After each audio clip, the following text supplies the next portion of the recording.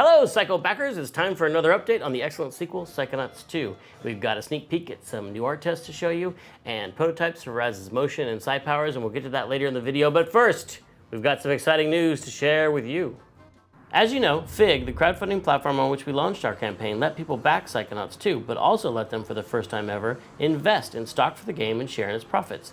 Fig took reservations from many of you during the campaign, and we just received word that Fig has completed the approval process with the SEC and been given the green light to collect the investment money so many of you graciously promised during our campaign. If you made a reservation through Fig back in January, you should have already received an email from them providing instructions on how to complete your investment. If you didn't see the email, or if you didn't back during the campaign but want to now, don't panic. Just go to the address listed below and follow the instructions. This investment round is still open, so it's not too late to join. Every dollar received goes to making a better Psychonauts 2, so please tell a friend and help spread the word. Thank you for taking part in this historic investment event, and on behalf of the entire team at Double Fine, thank you for giving us the chance to go back to this world that we love and make Psychonauts 2 a reality. We're having a blast here, continuing the story of Raz and his friends and family and fellow Psychonauts, and we can't wait to share it with you. So let's take a look at what the team's been working on so far. Okay, we're here with Zach McClendon, who you met in our last update, and it was great, and you should watch it if you haven't watched it so far. But now we're doing a new update where Zach is going to show you a little bit of what we've been working on. And Zach and I have been working together on the design for the game. We've been talking a lot about the story and all the details of it, and some ideas, a whole bunch of ideas between you and me, and also with the team about possible brains for the game. Lots of brains. We have lots of brains. And that's been going really, really well. It's exciting twists and turns in the stories, and feel really good about that part. And we've also been doing some stuff on screen, which I was hoping you could show everybody. All right, Zach. cool. So we talked about last time we started working with the Molasses Flood for early prototyping. Prototype some new gameplay and some new powers, and then also start seeing what Psychonauts would look like on current generation hardware using Unreal 4. And the way that we decided to do that was by doing kind of a reimagining of the camp from the first game. So take something that had already kind of been art directed and figured out from a design perspective and rebuild it using modern technology and see how that might look. So that's what we're going to take a look at right now. We did this just as a test, so we aren't actually planning on using this for the game. We don't plan on going back to Whispering Rock right now. None of this is going to be ever seen by anyone except for right here. Yes. We built it to burn it. Yes. But we did learn a lot of stuff. So, but you can also see early version. This is Raz moving around. We've got his basic ground movement in. He's got a cool little walk and creep. We've got the double jump in. We've got the ball motion in there.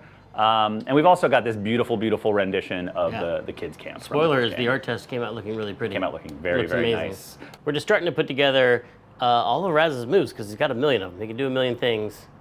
Yes, it's a big, big move set, and one of the things that was important for me from the design was to get a lot of that basic stuff in before we started prototyping new things. You can go and prototype a lot of crazy new gameplay, but if you don't know how it fits into the game that you're already making a sequel to, it can be tough to judge whether or not it's the right thing. So it was important for me and for the team to get the basics working well, and we spent a lot of time making just the core like ground movement feel good, the jumping and the double jump, and to also get the metrics in so that we understand like how long is a jump, how long is a double jump, how far can you glide, so that when we do start building levels, we're building them correctly and don't have to rebuild them again and again. Yeah, and we also have our sweet Raz model, who's got some nice facial animation. He looks very determined in his run now. But Duke, you should do the ball idle. I like it because it's both acrobatic and kind of zen. If I go up and show you the glide, which we may not actually keep this version, he's got this sort of fun. We might not keep any of this stuff. Yeah. He's got like this little balloon glide now, and it's multiple.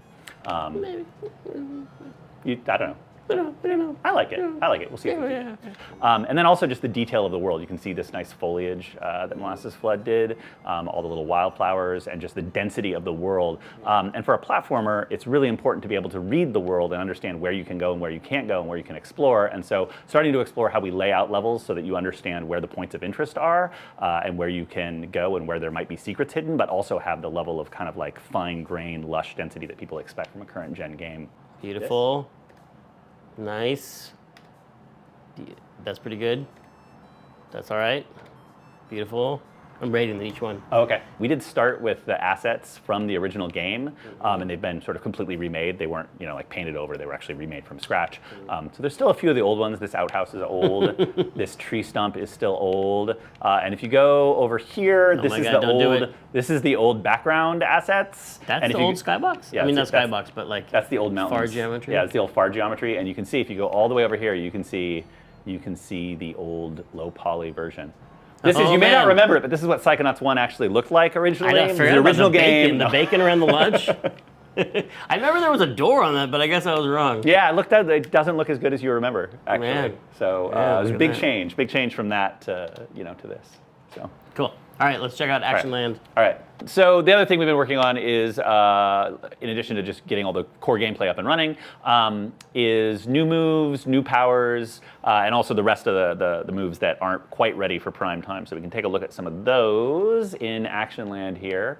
Like we've got the trapeze that is not ready for prime time. I like how he grabbed it reverse style. Yeah, it's a special trick. So like this is in progress, as you can see. But we've got like the ledges, and you can see this is kind of like the thing that we use to figure out what all the distances are and check to make sure that they're still working. So double to foot land, so a double jump to a foot landing should be 290 meters, whereas a double jump to 290 meters. No, sorry, Unreal Fun units. Unreal units. Poles are in. Monkey climbing.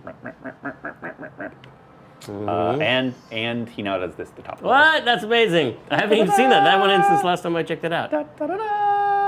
Whoosh. Yeah, he does that the hard way. And down the rail. Bonk. Boing. Woo. How about tight ropes? Can you show me tight ropes? I'll show you tight ropes right now. Yep, there we go. Go back and forth. You can drop down, swing Do the hand around. over hand. What? Hand over hand? Yep. I like that. So we've got the old favorite, telekinesis. Which is totally new. Which is totally new. You now can move around while you're holding things. You can throw stuff. You can grab it again. All the rest of that. We have Psy Blast. Early version of Psy Blast in. Like a Psy shotgun? Like a Psy shotgun. A sniper? No, something more cool and circusy, like... oh, look at that. Psy knives. Yes. So they could be knives or they could be pins. It could be chainsaws, giving Raz the ability to clone himself. Not really clone himself, but send a psychic projection. It would be a psychic projection. Confuse people about where he is. Of Raz's personality. But it opens up a lot of cool gameplay possibilities with kind of solving puzzles, sending one ahead of you, using them for combat, distracting enemies with them. We also have started doing some initial AI work and initial combat work. So we've got a basic sensor up and running. But we do have basic combat in. And his glasses fall off. Yes. And now you can TK his glasses and stab him in the eye. Like in Godfather 3. Psy Blast. Got Raz's you guys tumbling dodges and tumbles. So combat is probably earlier than a lot of other things right now, just because the way that we're constructing the game, we're first going to come up with a whole bunch of cool new powers for Raz, and then design the enemies about making interesting challenges for all of those powers. So we're waiting until the powers get a little further along before we do substantial work on the combat and AI, which is why we've just got these jerks kind of running around like this right now. The other sneak up. Oh, big group attack. Big group of Razes. There we go. And then they roll on out of there. Woohoo! Let's get out of here. There we go. That's cool. That's awesome. Well, thank you, Zach. Thank you very much. You're making excellent progress. And we will have more excitement stuff to show soon. Yeah. There's a lot of stuff happening. That's cool. Cool. Thanks for watching, everybody. Thank you. We'll see you next time. Where's that? Back to work. Hit it. All right.